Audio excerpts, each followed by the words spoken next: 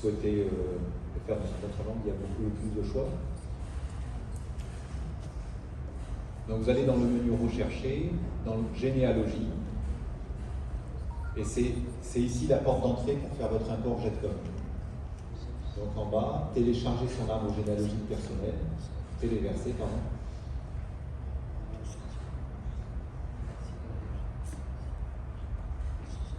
Voilà, et c'est ici que vous téléversez votre arbre. Alors vous pouvez téléverser plusieurs arbres, donc si vous avez des arbres multiples, vous pouvez faire, et après vous avez un historique des arbres téléversés, et une fois qu'ils sont téléversés, donc vous avez, vous voyez, ça se met, alors on va attendre ça, voilà.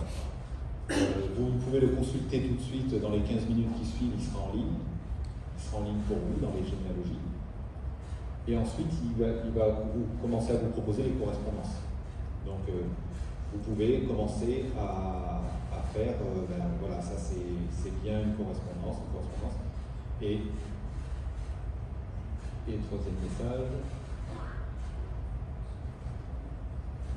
Voilà, et ensuite, après, vous pouvez, une fois que les correspondances sont faites, que le rattachement est fait à l'arbre familial, si vous souhaitez le rattacher en confirmant les correspondances, vous allez pouvoir le partager avec votre famille à travers l'interface de la première page, comme on a vu, puisque par défaut, c'est ce qu'on disait, et c'est pour ça qu'on était surpris par la remarque de madame, mais a priori, c'est une erreur qui n'est pas, voilà, qui ne nous concerne pas, mais les personnes vivantes sont masquées. Chez MyHeritage aussi, c'est ce que disait Marie. Voilà, donc les personnes vivantes ne devraient pas apparaître, donc voilà, elle est en train de régler le problème avec la date. Pour ce qui concerne MyHeritage, chez Family Search, évidemment, c'est la même politique, les personnes vivantes sont bien masquées. Donc voilà, donc vous pouvez essayer avec votre fichier Jetcom, on ne va pas s'étendre parce que ce n'est pas le sujet de la conférence ici, mais je voulais le préciser, pour vous montrer surtout comment faire, si vous souhaitez le faire. Et ensuite, vous pouvez commencer à travailler pour avoir les expériences comme Pierre l'a décrit hier sur des découvertes de nouvelles branches. Et on peut réserver uniquement à un nombre restreint de personnes en consultation. Vous pouvez, pardon? Le restreindre uniquement à... Oui, vous pouvez le partager avec des personnes spécifiques. Tout à fait. Voilà. Sauf s'il est dans l'arbre familial. Alors voilà, ça c'est une précision aussi dont on a parlé avec Pierre. Et il a très justement fait remarquer que ce qu'on appelle arbre familial chez nous, avec un grand F, c'est l'arbre universel. Donc cette notion est beaucoup plus claire pour nous français. Arbre familial, ça ne veut pas dire grand-chose, c'est un arbre généalogique, mais en fait l'arbre familial avec un grand F, considéré comme un concept chez Family Search, c'est l'arbre universel. Donc c'est le fait d'être attaché à l'arbre collaboratif. Voilà. Donc ça, c'est vous qui le décidez. Par contre, après, si vous voulez le partager avec des personnes vivantes, là, c'est restreint un par un que vous le choisissez sur la nouvelle interface. Voilà. Après, on pourra éventuellement vous montrer en bibliothèque. Cette semaine, on est encore là jusqu'à vendredi. Si vous avez des questions, on peut continuer à travailler dessus ensemble. Et la deuxième précision que j'aimerais apporter, aussi c'est quelque chose qui n'a pas semblé très clair, c'est quand on a parlé des bibliothèques affiliées. Ce qu'on a dit, c'est que à partir vous savez qu'on a des collections qui sont restreintes en fonction des pays, les collections allemandes, les collections je sais pas, italiennes ou belges. Il peut y avoir des collections restreintes que vous ne pouvez consulter que dans un centre d'histoire familiale de Family Search. Cette restriction, on peut la lever partiellement, c'est-à-dire qu'on peut faire en sorte que vous deveniez un centre de consultation Family Search. Alors comment ça se passe? Il y a deux conditions, enfin trois. Il faut que vous ayez un ordinateur avec une adresse IP, donc connecté à Internet, qui soit en accès gratuit et qui ait un minimum d'ouverture au public qui puisse être donné comme indication à des personnes qui souhaitent consulter. C'est-à-dire que si dans votre local d'association, vous souhaitez que votre ordinateur soit considéré comme une... Donc on dit bibliothèque, c'est un grand mot, c'est-à-dire que l'accès que l'on a chez nous soit étendu à votre local, ça peut se faire. Il faut dans ce cas-là qu'il y ait la connexion avec cette adresse IP qui est l'adresse unique Internet pour que les personnes viennent dans votre local et puisse consulter les collections qui sont restreintes à Family Search et à ses bibliothèques affiliées. Donc vous devenez une bibliothèque affiliée, une sorte de partenariat. Ça veut dire qu'il y a des grands avantages. Déjà, c'est que tous les membres de vos associations pourront consulter des actes qu'ils doivent autrement aller voir chez Family Search. Donc venir dans nos locaux, ça évite voilà, ces déplacements. Et en plus, vous, potentiellement, ça vous amène des adhérents. Alors attention, ça ne veut pas dire que la personne doit devenir adhérente de votre association pour consulter. C'est ça la condition aussi, c'est que la consultation doit pouvoir être libre dans le local de l'association. Et après, si elle veut adhérer à votre association, c'est tout autre chose, mais en tout cas, ça vous amène du monde, de la visibilité, avec une bonne raison de le faire pour les gens, de venir, en plus, votre association devient une bibliothèque affiliée. Donc Valérie était très enthousiaste par rapport à ça, pour vous le communiquer. On est un nombre restreint aujourd'hui, mais c'est vraiment un bon partenariat qu'on peut étendre entre Family Search et les associations d'une manière concrète et facile et rapide.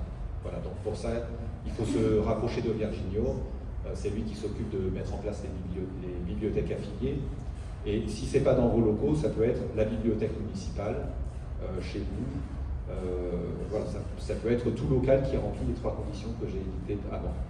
Et il faut qu'on puisse communiquer des horaires d'ouverture, voilà, pour que les gens sachent qu'à telle heure, s'ils vont chez vous, ils trouveront un accès sur les collections Family Search restreintes.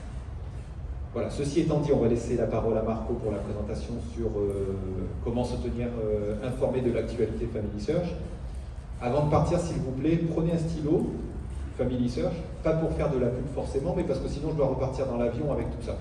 Parce que Virginio il est venu, mais il est reparti sans, et c'est moi qui hérite du papier. Donc prenez votre stylo, comme ça on se décharge un petit peu, et c'est plus facile de répartir la charge. Merci. Et il y aura aussi donc ce petit... voilà. Ça, sur l'application Arbre Familial, vous pouvez prendre aussi avec le QR code, comme ça, pour tout de suite le mettre sur votre smartphone si vous le souhaitez. Je laisse la parole à Marco. Merci. Bonjour à tout le monde. Donc ce matin, je vais parler de comment on peut en fait on peut être mis à jour avec tout ce qui se passe en Family Search. Et je commence par le blog, car il est une des sources de majeur trafic pour nous, parce qu'en fait, on peut trouver sur le blog de Family Search, qui est bien entendu en français, beaucoup d'articles intéressants qui parlent de divers sujets. Ici, bon, ça c'est juste un exemple, un article qui explique un peu comment on peut conserver, préserver mieux des photos ou des choses des familles. Il y a un peu des conseils en général, mais aussi vous trouverez souvent les mises à jour des nouveaux documents qui vont devenir disponibles dans le monde entier. En fait, il y a régulièrement des mises à jour avec toute la liste des nouveaux documents. Et aussi, quand il y a des nouveautés par rapport à la plateforme de Family Search, parfois si je dis certaines plateformes, les sites, bon, par rapport au site de Family Search, on explique aussi qu'est-ce qui se passe, qu'est-ce qu'il y a de nouveau et comment ça marche, comme c'est la nouvelle fiche personnelle. Une autre façon d'être au courant de ce qui se passe, c'est de nous suivre sur les réseaux sociaux. Moi, ici, j'ai affiché tous les 3. On est présent sur Facebook, Twitter et Instagram. Bien entendu, en français, vous trouverez surtout sur Facebook, parce qu'on a une page en français.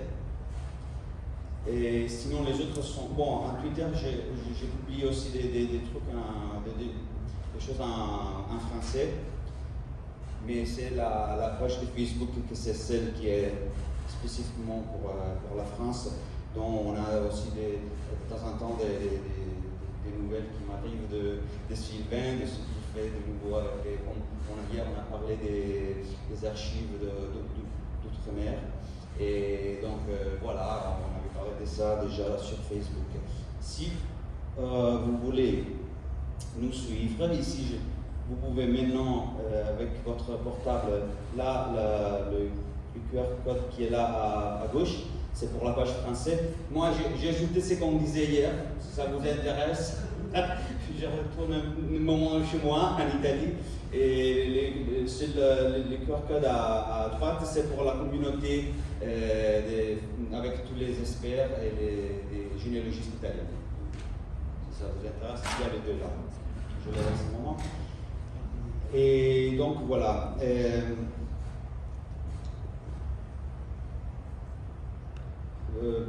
Facebook aussi, c'est une façon de communiquer directement, si vous voulez. Vous pouvez laisser des commentaires, vous pouvez nous envoyer des messages, donc c'est aussi une façon de rester en contact. Je vais aller, si vous voulez, ok. Rooksteak. Pourquoi Rooksteak? En fait, c'est vrai que le salon, c'est une fois par an, mais le site de Rooksteak, il reste là toute l'année, et il y a beaucoup de... j'ai mis le code là pour la page de Rooksteak aussi. Si, je disais, alors il y a des contenus qui restent là tout le temps pour être partagés, oui, et vous pouvez... Et en fait, dans la recherche, peut-être que je peux vous le montrer, est-ce que c'est possible d'aller...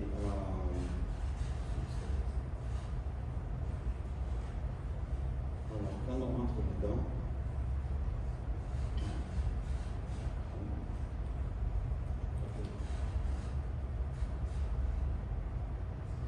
je l'ai enlevé.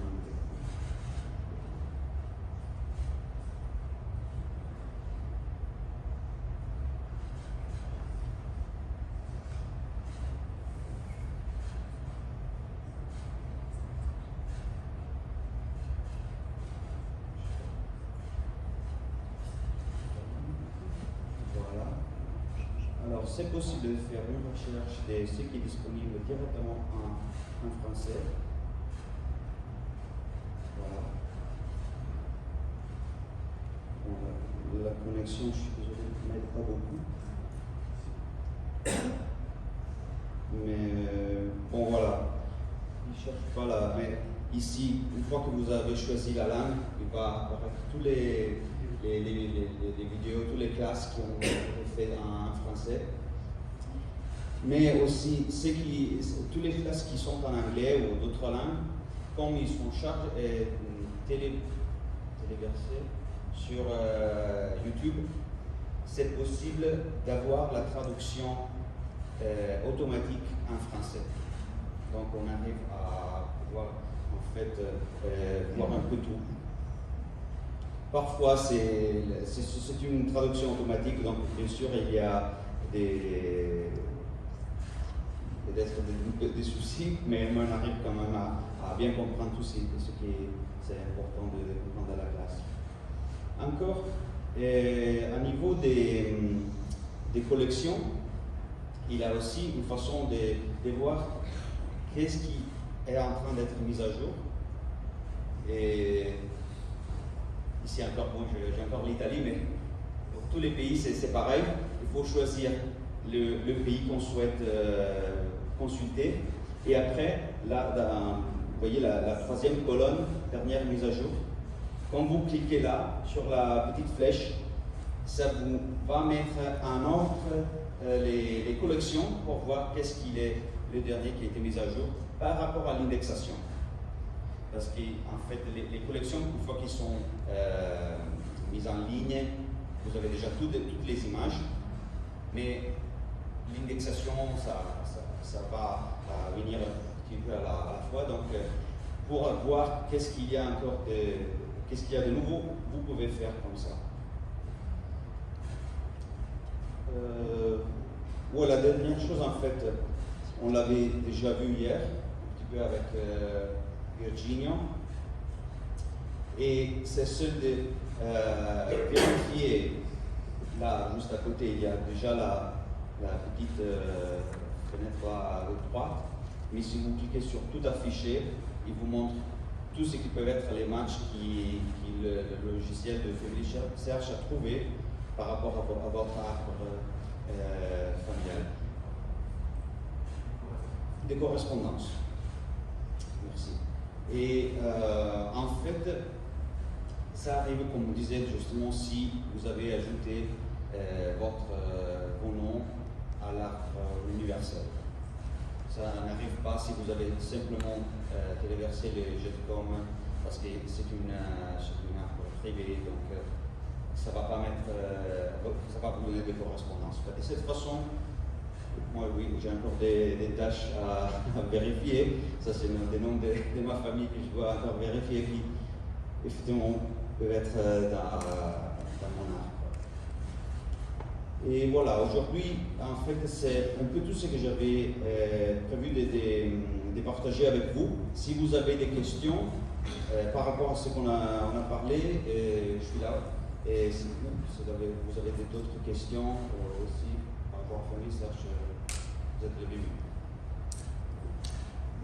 Alors juste avant peut-être les questions, je vais montrer juste comment accéder au blog et comment accéder aux collections. Comme ça, vous avez, comme hier, la démonstration pratique. Donc, tu peux mettre.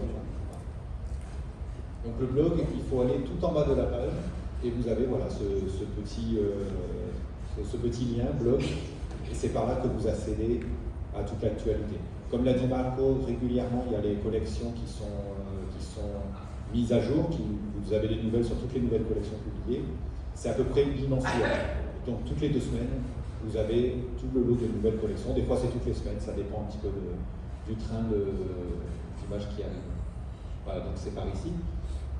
Et enfin, vous montrer comment on accède aux collections par la recherche. Donc, on va aller toujours dans Rechercher, Documents. Voilà, et là, vous cliquez sur un pays, par exemple. Alors, on peut accéder aussi, oui, voilà, on peut accéder par là. Oui, tout à fait. Et voilà, et en haut, quand vous avez dernière mise à jour, si vous cliquez une fois, ça vous les donne de la plus ancienne à la plus récente.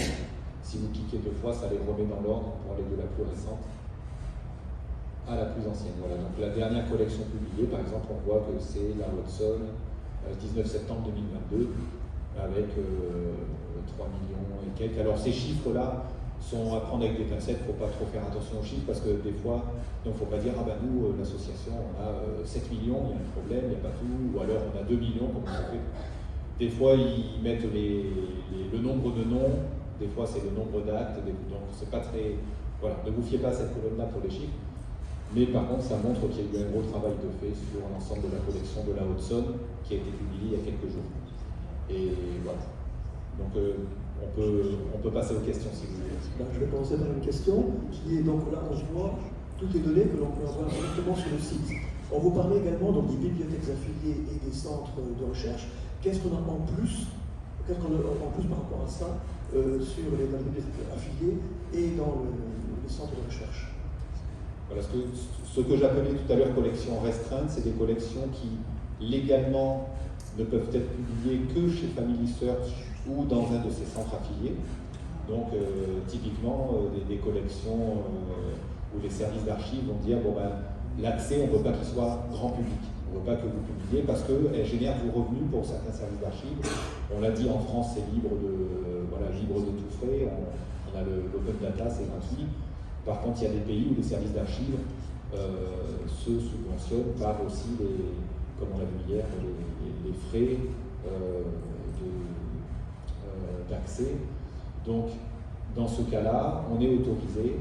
Alors, ça va dépendre de l'accord. Bien sûr, c'est accord par accord que c'est bloqué ou débloqué les accès.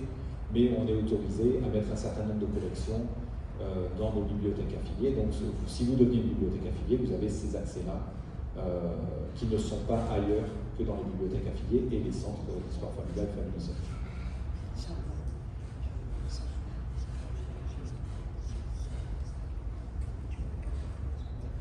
Oui. Très bonne précision de Marco aussi. C'est pour ça qu'on est deux, parce que j'ai un demi-cerveau et donc je complète avec un. En fait, nos partenaires, donc ça peut être Ancestry, MyHeritage, MyPass, etc. Il y a des accords aussi. Et on peut GENEANET, Philae aussi, donc les données françaises, les données étrangères. Voilà. Donc on a accès aussi à travers les bibliothèques affiliées à leur collection sans avoir à payer l'abonnement. Voilà, ça c'est une précision qui est intéressante aussi financièrement, mais voilà, c'est un avantage en plus. Boros ? Ah, il y a un petit bouton derrière.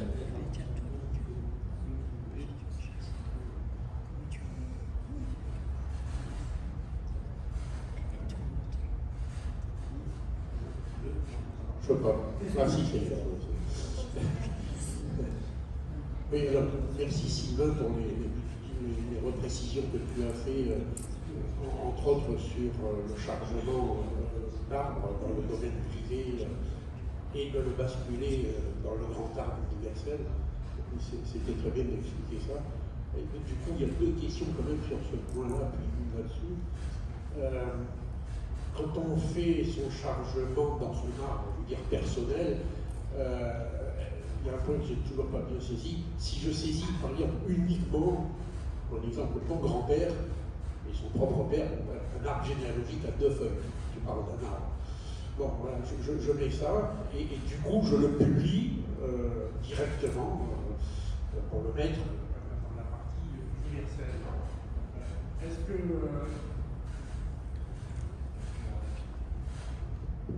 Est-ce qu'en faisant comme ça, ça peut aller très vite, parce que du coup, je n'ai pas à faire et je valide, donc j'en valide que 2.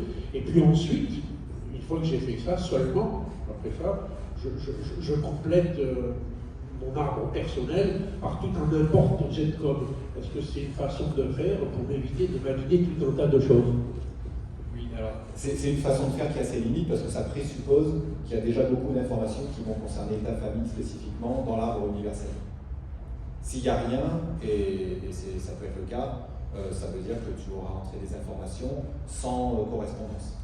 Donc là, il faut rentrer des informations jusqu'à ce que tu puisses rattacher quelque chose. Mais encore une fois, peut-être tu vas pouvoir te rattacher à une branche déjà faite, et là, il va y avoir des correspondances. Donc un rattachement automatique, ton arbre va s'agrandir d'un côté, mais sur les autres branches, il faudra peut-être toujours continuer à ajouter des choses manuellement. Donc c'est pour ça que l'import du GETCOM va permettre d'éviter ça. Nous, on sait que ça marche très bien pour les nouveaux utilisateurs, parce que là, ils commencent leur arbre, et là, tiens, ça y est, ça se rattache à des choses. Mais par contre, quelqu'un qui a déjà un grand arbre, c'est mieux d'importer l'arbre et de voir les matchs se faire à partir du grand arbre. Et je vois que j'avais dit 2 questions, je vais aller vite. Justement, sur ces imports GETCOM, je vais poser une question technique, désolé, mais mettons que je fasse mon arbre généalogique sur, je dis n'importe quoi, sur GENEANET, peu importe, parce qu'entre autres, il m'autorise des polices de caractères latines avec des accents. Je peux mettre Cédric, et non pas Cédric, etc. Des adresses avec des signes diacritiques, comme on dit. Et puis bon, je fais un export GETCOM, si tant est que le site me l'autorise, puis je fais un import GETCOM chez Family Search. Mais du coup, est-ce que tous les accents vont être bousillés quand je l'importe dans le GETCOM Family Search, puisque ce n'est pas une police de caractère international, nos alphabets diacritiques? Normalement, la norme GETCOM, aujourd'hui, on parle de GETCOM X aussi, c'est la suite, devrait transférer correctement ces informations-là. Après, moi, je ne suis pas technicien, honnêtement, je ne peux pas répondre sur les questions un peu plus techniques comme ça. Le mieux, éventuellement, c'est vous faites une copie de votre fichier GETCOM, vous le réduisez à un minimum à quelques branches, quelques générations, et vous faites un essai, voir comment ça marche, ça ne marche pas. Et ce qu'on peut montrer, vous voyez tout en haut à droite, il y a un petit point, voilà ici, il y a un petit point d'interrogation. Donc vraiment, toutes les questions que vous avez, Vous pouvez les adresser soit par écrit aux spécialistes qui sont derrière la hotline, donc le centre d'aide. Vous pouvez aussi trouver, il y a des rubriques déjà avec plein de questions techniques. Donc je vous conseille vraiment, parce que nous on est là aujourd'hui avec vous, on essaie de répondre à vos questions. Tout ce qui n'est pas répondu et que vous aurez successivement, n'hésitez pas à vous adresser au centre d'aide. Voilà, je me défausse un petit peu, mais c'est pour vous indiquer aussi que vous pouvez faire comme ça. Oui. Je crois qu'il y avait quelqu'un. Ah oui, ça marche. Et je tiens à rebondir sur cette question en précisant que la norme JETCOM a prévu cela depuis le début qu'elle existe, en utilisant des caractères type ANSI. Donc quand vous exportez vos fichiers JETCOM avec cette norme ANSI, ils seront visibles partout et avec tous les accents. Merci. Même arménien alors. J'étais le dire. C'était à peu près la réponse que je voulais donner. C'est vrai que donc JETCOM, ça fait très longtemps qu'il existe, et il exporte ses caractères ANSI. Par contre, il ne faut pas oublier une chose, c'est que le JETCOM, c'est quoi? C'est tout simplement un fichier texte. Hein. Lorsque vous l'ouvrez, vous pouvez l'ouvrir avec n'importe quel truc, enfin un Word, n'importe quoi. Et bon, après, il existe la fonction remplacer. Donc, si vous avez pas mis à l'origine, lorsque vous avez fait votre généalogie, les accents, après, dans le JETCOM, vous pouvez les modifier encore. Hein. C'est tout à fait possible, puisque c'est un fichier texte. A priori, il n'y aurait pas besoin. D'accord, merci beaucoup. Une question?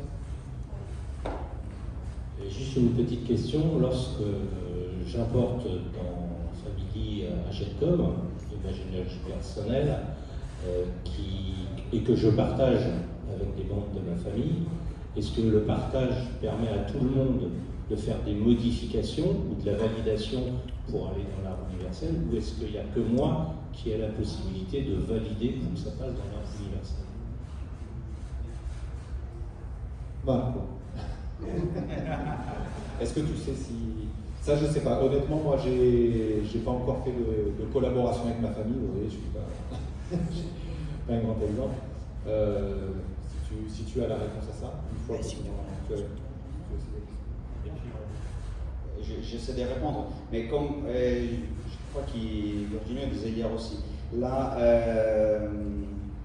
ce que vous allez voir, que vous avez téléversé sur Family Search, que vous allez trouver à la voie de généalogie, dans la section généalogique, personne ne peut la changer.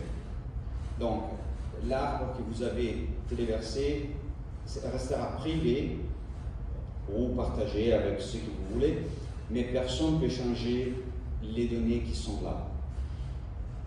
Mais quand il va arriver dans l'arbre universel, alors là, est collaboratif. Donc, toutes les données sont collaboratives. Donc, quelqu'un pourrait aller changer quelque chose. Oui, non, bien sûr, les vivants ne sont même pas emportés, donc oui, bien sûr. Non. Et qu'est-ce que j'allais dire? Une chose que moi je trouve importante, c'est qu'une fois que vous avez vos données, vos noms sur l'arbre universel, ça vaut la peine d'ajouter les sources. Parce que si vous ajoutez les sources, il y a la possibilité d'ajouter soit des images, soit des liens ou des permaliens. Et de cette façon, la Family Search, c'est quelque chose qui ne s'est pas inventé, mais il y a effectivement des preuves que la personne, effectivement, c'est elle ou lui. Et aussi, s'il y a quelqu'un qui va essayer ou qui effectivement va changer des données, et bon, vous allez sur la fiche personnelle, la fiche de la personne, pardon, et là il va vous dire qui est-ce qui a fait, qu'est-ce qu'il a fait et qui est-ce qu'il a fait. Donc vous pouvez contacter la personne et dire mais pourquoi vous avez changé, je sais pas, la date de naissance. Moi je suis certain c'était la juste, et donc vous pouvez vous confronter et décider de, en fait, laquelle était la... Parce que peut-être l'autre personne est convaincue d'avoir un document qui effectivement dit différemment, et alors on peut voir ensemble. Mais ce qui est dans la généalogie, personne ne va vous le toucher. Donc, tout votre travail va rester là, sauvegardé. Non,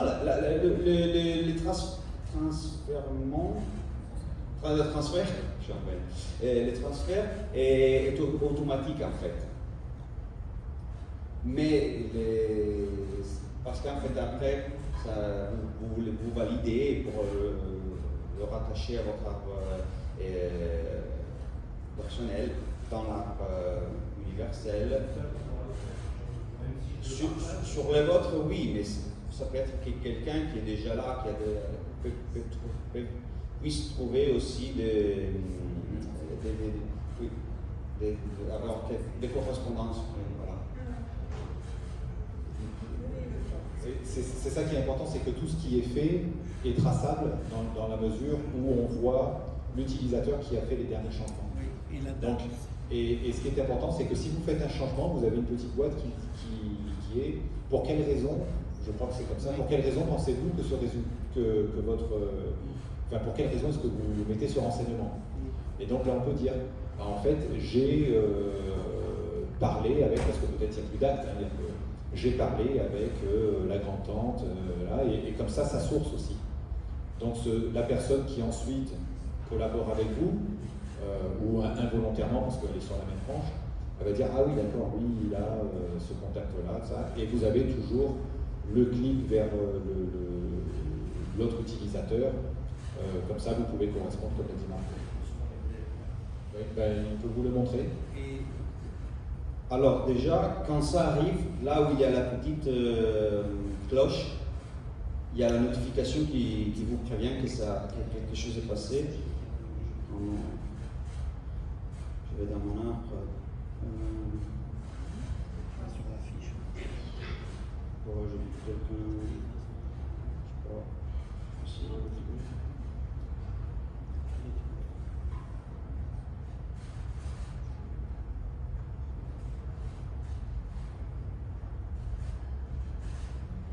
Voilà, dernière modification. Là, il vous dit qu'est-ce qui s'est passé et qui est-ce que c'est ma nièce qui m'a changé les choses. Et pas qu'est-ce qu'elle a. Non mais, je rigole. Mais oui, elle a ajouté des liens, ouais, voilà. Ben, voilà, ça vous dit qui est-ce qu'il a fait quoi et qu'est-ce qu'il a fait. Et juste, j'avais mis la page là avant de Sylvain montrer. Là où il y a le petit point interrogatif, si vous allez à nous contacter, vous choisissez Europe, vous avez soit l'adresse email, soit il y a possibilité de planifier un rendez-vous, et il y a quelqu'un, ça dépend du problème que vous avez, vous pouvez choisir, et il y a quelqu'un qui va vous donner 20 minutes de son temps pour vous aider à résoudre les soucis que vous avez. Donc ça, je crois que c'est quelque chose de sympa, qui peuvent bien vous aider à tout répondre. Et ils vont répondre mieux que moi, je suis un meilleur français que moi. Ah ouais.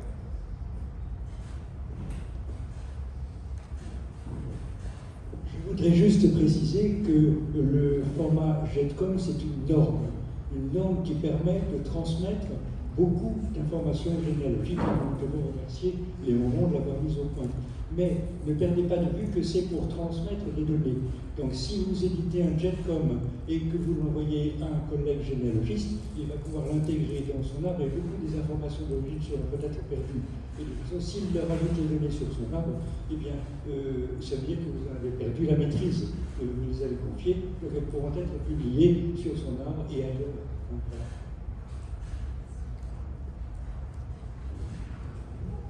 Est-ce qu'il y a d'autres questions?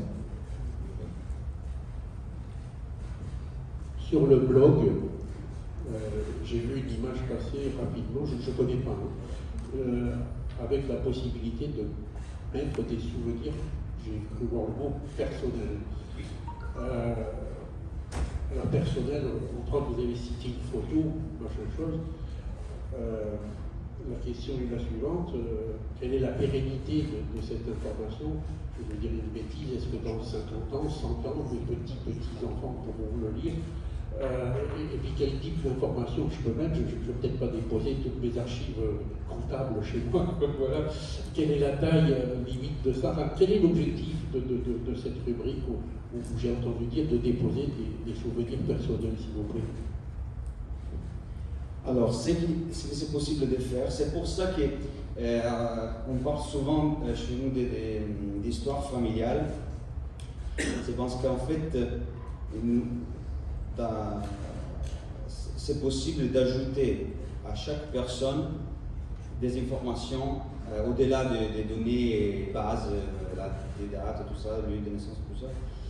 Et c'est possible d'ajouter des images. C'est possible aux images d'ajouter des audios. Par exemple, moi j'ajoute la photo d'une fête d'anniversaire et alors je peux raconter qu'est-ce qui s'est passé ce jour-là. Donc à la photo je peux attacher mon souvenir des personnes qui étaient là, le jour, comment ça passait, s'il faisait beau temps, s'il faisait pas beau temps, tout ce que je veux, et il reste là. Il faut dire ça aussi. C'est possible aussi d'écrire des mémoires, des histoires, ce que vous voulez. Chaque souvenir que vous ajoutez, vous devez décider si vous voulez le partager avec tout le monde ou si vous voulez le garder privé. Donc, je peux vous montrer quelque chose à moi. Privé avec des personnes ciblées ou privé que pour moi, c'est tout, et puis quand je meurs, il y a vous, personne. Donc, privé, est-ce que c'est privé que pour moi ou privé, on peut le partager avec quelques personnes ciblées qui ne soient pas tout le monde? C'est la question. Alors, il y a, je vous montre. Voilà. Ça, c'est mon père quand il était tout petit, avec sa famille. Voilà mon père. Et vous voyez, c'est un souvenir public. Cela veut dire que tout le monde peut rentrer dans Family Search, chercher dans le souvenir et trouver cette photo-là. Du moment que moi je vais changer ça, ah bon, non, c'est mon frère qui l'a ajouté. Ne me laisse pas la faire, je n'ai pas choisi la photo, mais bon. Et si c'était la mienne, en cliquant là sur souvenir public, je pouvais changer les possibilités, les options des partages. Voilà. Et c'est que c'est possible de faire. Ça fait pas longtemps qu'on a ajouté les groupes familiaux. Et alors, on peut partager nos souvenirs aussi dans les groupes familiaux. Et ça reste seulement entre les groupes familiaux. Pour les groupes familiaux, vous pouvez les créer. Et ça, dans les blogs, il y a l'article, je crois, en français aussi, qui explique comment le faire. Mais tout simplement, vous pouvez créer un groupe familial. Et après, il vous donne un lien que vous allez envoyer par mail ou WhatsApp, ce que vous voulez, aux personnes que vous voulez rajouter. Eux, ils vont vous demander d'être ajoutés au groupe et vous devez les valider.